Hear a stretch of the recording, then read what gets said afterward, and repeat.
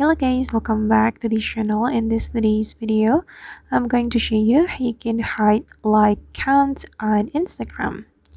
Okay, let's get into it guys. Here I have opened my Instagram application, and first of all we need to go to our profile on Instagram and click on these three lines on the top right to open the Instagram setting and activity.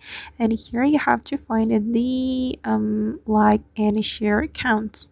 This one, go to the setting, and if you want to hide like counts of your post on your Instagram, you just need to click on the toggle button.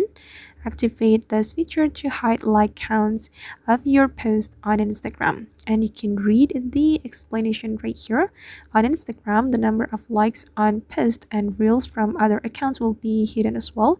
You can hide the number of likes on your own post and reels by going to advanced setting before sharing. Okay, and I guess that's how we can hide like counts on Instagram. I hope this video will be useful for you. Thank you so much for watching, and if you found this tutorial useful, don't forget to hit the like button, leave your comments, and also subscribe to this channel. See you in the next video.